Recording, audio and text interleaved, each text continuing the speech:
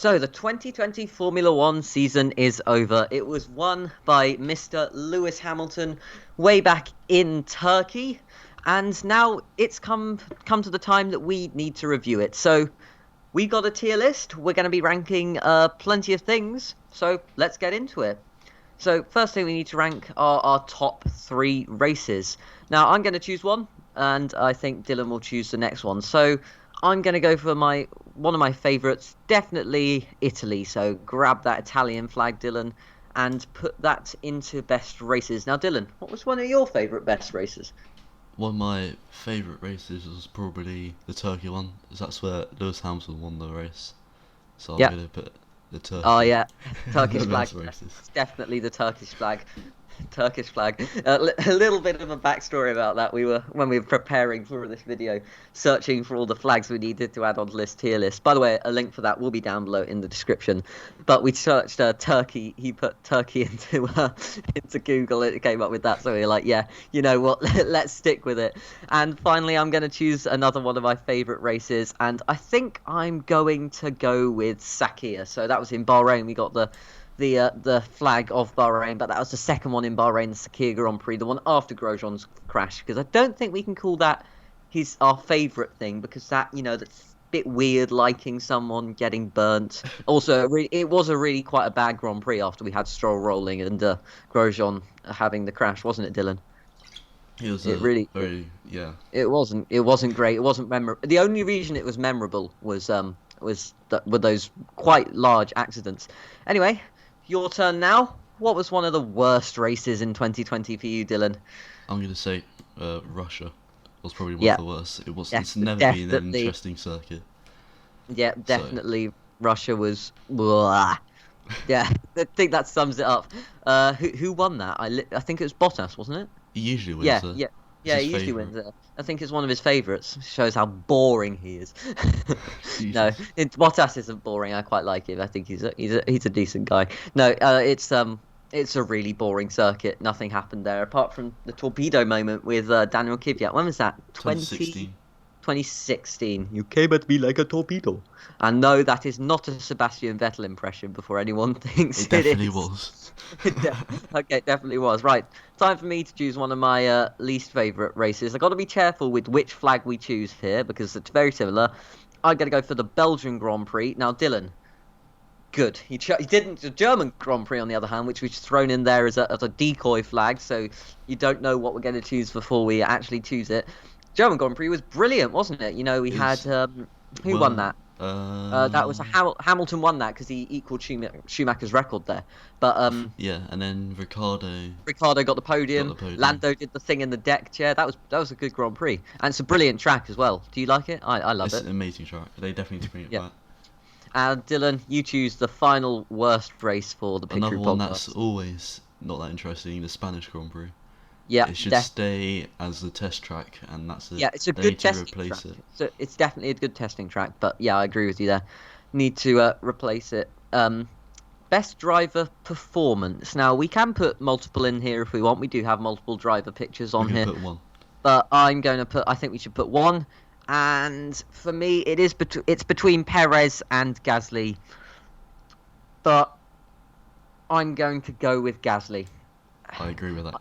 It's such a hard decision. They both won a race. They both vastly outperformed their teammate.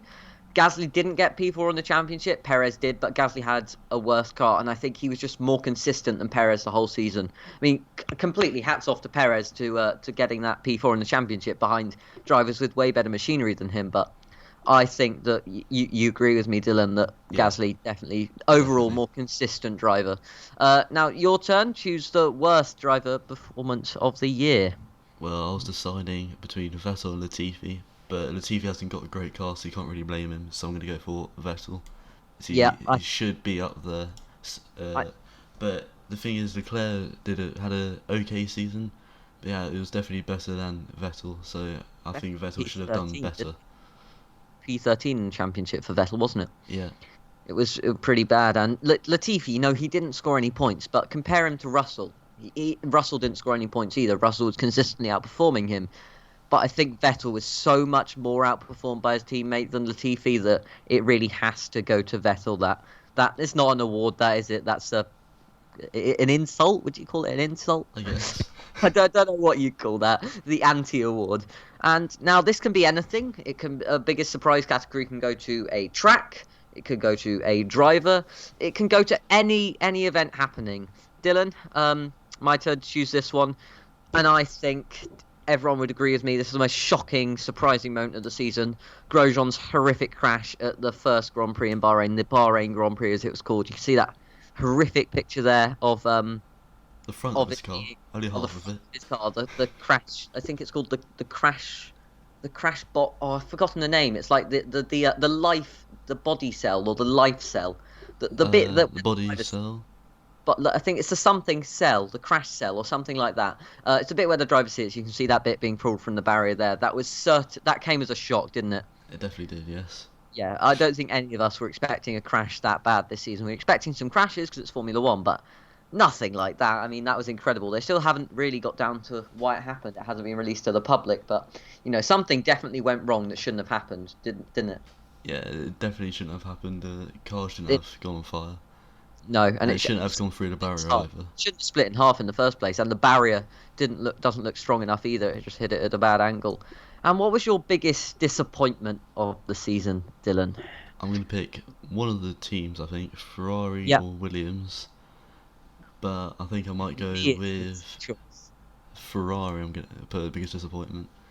I've already mentioned about Vettel, but the whole team as a whole did not perform very well. Where did they come? 6th in the championship, constructors. Sixth. Which is horrific for them. Last year they got 2nd, so I don't know if they weren't working on the car. They weren't expecting a season, but they definitely should have done a lot better. I agree with you there. I mean, Williams, we weren't expecting them to do well. We were hoping they'd get a point the whole season, weren't we? Yeah, but, never happened. Yeah. Never happened. But I think Ferrari so much more of a plummet than Williams. Williams just stayed rock bottom. They just seemed to be an awful team. Their car was awful because it was so draggy and their engine couldn't cope. They just didn't work well as a team. Just look at their pit stops. How long were some of Vettel's pit stops? They were like 5 seconds, weren't they? Yeah, they weren't very quick. And look at how well they treat Vettel. It's not well, is it? Not at all well. It's one of the reasons he left. But completely contrary to that, best team performance, Dylan. Choice between two here. I think we really know what that is. Choice between Claire or BW acing Alonso. Yeah, sorry, we got the logos from the internet, and McLaren has just been changed to Claire, and BWT Racing Point Formula 1 team. The website just shrinked it so much. Longest name of the thing, isn't it? BW Racing Point Formula 1 team has been changed to BW Acing Muller 1T. Which one do you want, Dylan? Claire or BW Acing Muller 1T? I'm going to go with Claire. I can't stop saying that. Okay, yeah, Claire. Claire, well done, Claire. Best performance B3 in the championship for Claire. Claire Williams has come back. Claire Williams has come back as a driver. We've got a turkey, Claire, and BW acing Muller 1T. Yes, we're mature here at the Victory Podcast, aren't we? Mature. And now it's time. Definitely Racing Point and McLaren. Definitely one of the two that were really fighting for that P3. McLaren got it, and I think their drivers were a lot more consistent, don't you, Dylan? Yeah, they were very good. One podium for Lando, wasn't it? Yeah, and for Sainz as well. Second, Carlos. Yeah, and Sergio Perez was carrying Racing Point. Let's be honest. So, and McLaren's drivers were both very consistent. It was so close all season. Their qualifying battle went down to the last race. I think Lando won, beating Carlos in qualifying. But they were so much more consistent. And I think even as a McLaren fan, I think it should go to Claire. And contrary to that, what do you think was the team performance? I mean, we took not going to be Racing Point. No, I mean we put one bad team performance in biggest disappointment. So they came bottom of the constructors. So by quite a long way as well. So yeah, they had like 500 points to the top. Ridiculous. I think they should have just given the points to Williams. It would have just been funny. I think everyone would have liked the FIA more, don't you? Yeah, I think so. Definitely. If that happened. Yeah. Can I add another one to biggest surprise? Is that allowed? Right. Add another one to biggest surprise. Monza. Monza was definitely a good surprising race, a really really good surprising race. And there were lots of things that were certainly surprising of the out of the season. And another thing that was a big surprise, which is why we put the World Championship trophy, was Lewis Hamilton. You know, getting that 7 world title. That was a massive moment. I think we should put that in either best team performance. Yeah, let's put that best team performance on a Mercedes. You know, 7 in a row. That's pretty incredible, and 7 for Hamilton. So that achievement from Mercedes was pretty good as well. Now we're on to the final one. Best teammates between Nicholas Latifi and George Russell, and Lando and Carlos. I've got an opinion. What do you think, Dylan? Lando and Carlos. I mean, they've always been fun with each other since last year. Yeah. So I'm gonna go with these two. Did you see the video McLaren put out about Carlos? I don't follow them. It was quite funny. It was like, we've looked after him for 2 years, and as it's the gift of festivity, we're going to give you a present. He was just talking about Carlos without saying Carlos for about 2 minutes, and they did it in Italian, and like Zach Brown, the American CEO, speaking Italian. It was just funny. It's just funny. If you haven't watched it, go watch it. It's on their YouTube channel. But yeah, that leaves off with a couple of things that we didn't put in there. Nicholas and George, really good team combo, actually. If I've seen some content with those two, I really actually think they get on well, don't you? I think they gelled well. They seem not like they get on very well together. VW Acing Muller-Wanty did well this season as well, but I think Claire beat them. Perez, obviously, incredible performance, but as we said, I think Gasly did better. Latifi, bad performance, but as we said, I think Leclerc did well. Vettel. Thank you, Dylan. that man, he did. I think, yes, that German man, I think he did worse. And German Grand Prix didn't make it into our top 3 races, but let's just put it in best races. You know, why not, Dylan? Just drag the German Grand Prix in there. Why not? Why not? It's the season of festivity. Why not give best races 4? And why not give worst races 4 as well? What flag's that? Abu Dhabi Grand Prix. Sorry, it was an awful track as well. It was an. I don't think that's the full drive. It's just not interesting. Abu Dhabi flag. I think we've cut some bits off of it again. Yeah, there's like a red over here or something. we've got Claire and BW Acing Muller-Wanty. Sorry, I can't stop saying that. It's brilliant. Whenever I speak to Dylan in real life now. Yeah, but in best team performance. We're cheating. We're supposed to have some leftovers, Ed. I've got 3 leftovers, that'll do. Whenever I speak to Dylan in real life now, I'm just going to say BW Acing Muller-Wanty. No, Dylan! Stop! Stop using the tier list. Stop getting distracted. Let's go back to where we started. We've got a scorecard to do now. The scorecard is something we've come up with. It's clues in the name. We're going to give the season a score. So if you'd like to show the ladies and gentlemen our beautiful scorecard, Dylan, let's go and do the scorecard. So we're going to be ranking lots of things out of 10, starting with excitement. Dylan, give that a rank out of 10 for me. I'm going to give it an 8. I mean, it was a very interesting season. Loads of new people ending up on the podium, which is nice to see, instead of the same 3 people on the podium. Yeah, definitely. You know, new pole sitter, 2 new race winners, new podiums, Ocon, Lando. Yeah, I agree with you there. But I gave my excitement a 7. I gave it slightly less just because, you know, what I felt was missing, which is a big thing in Formula 1, title fight. You know, we didn't have that in the constructors or the drivers. We just had that fight between McLaren and Racing Point, which was good. But I was really hoping for a Bottas v Hamilton, Red Bull / Ferrari v Mercedes, and we didn't get that, so 7 for me. What do you think was the rating out of 10 for the drama of the season, Dylan? I'm going to give it a 7. It was different to last year, but it could have been a bit better. But I still think it was very good to give it a 7. Yep, I agree with you there. It was there was Grosjean's crash that makes up for a lot of it. Italian Grand Prix, which was the really wet one. We had Turkey. Yep, that was a really wet one. Brilliant. So I'm giving my drama. I think I gave this a 6. It's quite good, as I've said. It was a good dramatic season. We had Grosjean's crash, but I think there was a little bit less left to give, and I think, as I said earlier, title fight, we needed that. So 6 for drama for me.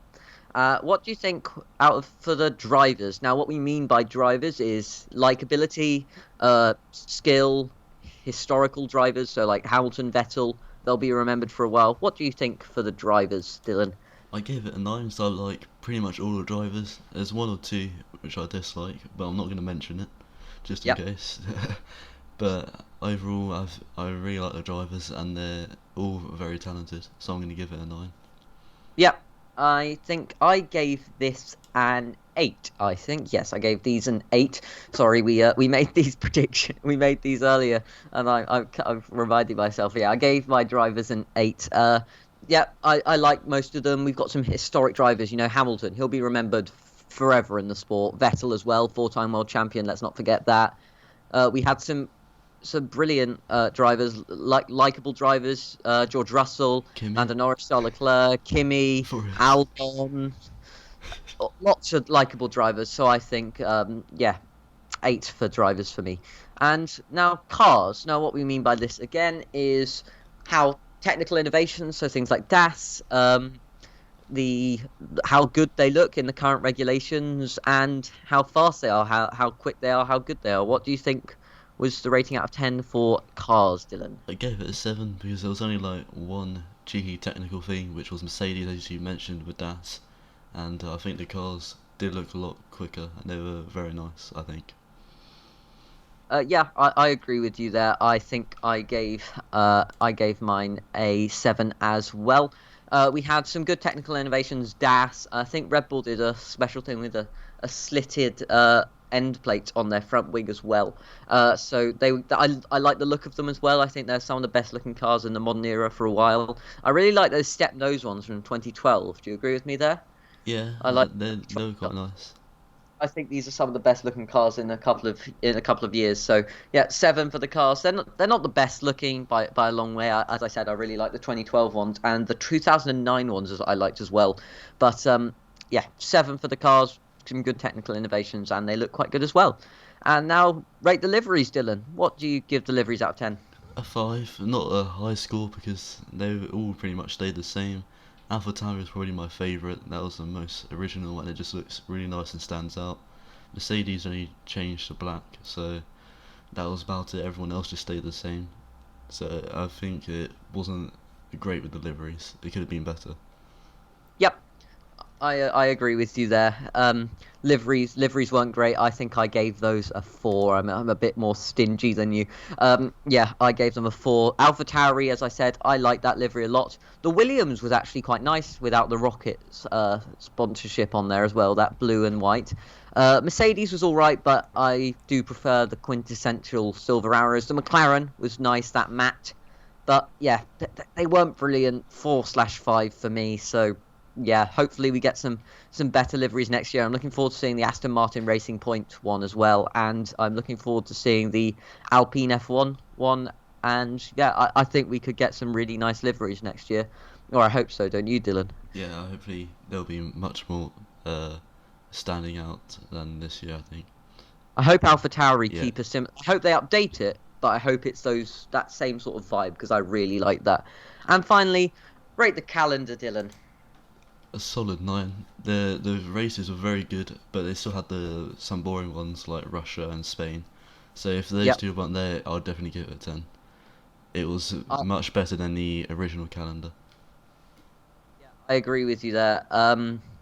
It was a really brilliant calendar. I gave mine a 9 as well. As you said, there were some detracting factors such as Russia, Spain. They weren't great tracks. We've mentioned what we think we should do with those. Keep Spain as a testing track. Just get rid of Russia. But we had some brilliant new entrants to the calendar this year because of COVID. You know, we had Mugello, we had Imola, we had Turkey, we had the Bahrain outer layout, which I think should be used over the standard layout in my opinion. Unpopular opinion, but I like it. Also, we had some brilliant tracks this year. We had 2 at Silverstone, which is one of my favourite tracks. So, brilliant calendar. We're supposed to have a good calendar this year anyway. I'm really looking forward to seeing Zandvoort and Hanoi. They look good on the F1 game. And Saudi Arabian Grand Prix, as well. That's coming next year as well, in Jeddah, street race.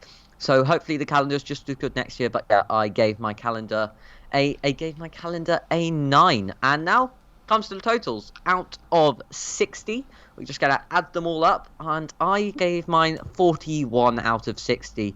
Those that drama and those liveries, you know, they really detracted for me. That was a percentage of, I think, about, hang on, let me quickly calculate that. I thought you said you weren't going to do this at the beginning, Ed. Yeah, it doesn't matter, I'll calculate the percentage later. 41 out of 60, just over, oh god, this is really testing my mental maths. It's just over 60, it's just over 66%, so about 70% that. Sorry, I should have been able to do that in my head. Yeah, just over 66% that for the overall score. As I said, liveries really brought that down, so the drama. But overall, in my opinion, a really, really solid season. Dylan, what was your overall score? I gave it a 45 out of 60. The liveries was the one that dragged it down the most, and the drama in the cars dragged it down a bit. So overall, I thought it was a pretty good season. Yeah, same as me there. Same as me, really. And yeah, I think our average is 43 out of 60. So the Pit Crew podcast rating for the 2020 Formula 1 season, 43 out of 60. Good season overall, in my opinion. You know, we had some brilliant races, historic. Hamilton won his 7th world title, and yeah, overall score of 71%. Hopefully we get another brilliant, strong season next year before we head into the 2022 new regulations that have been delayed. It's similar. I think you have to keep the chassis. It's kind of like frozen development, so Ferrari won't be as good next year either, probably. Hopefully Red Bull can challenge for the title as well. It was brilliant season. We've really enjoyed covering it. I think you have as well, Dylan.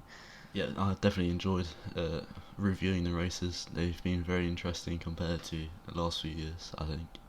Yeah, it's been a brilliant season, as we said, and you can see from our 71% that we gave it. But that's the end of our coverage for the 2020 Formula 1 season. We hope you've enjoyed listening to all the stuff we've been bringing you about it. We've still got videos every week, though. We've got a Christmas-themed video next week coming for you then. But for now, I've been Ed. And I've been Dylan. Bye-bye. Bye-bye.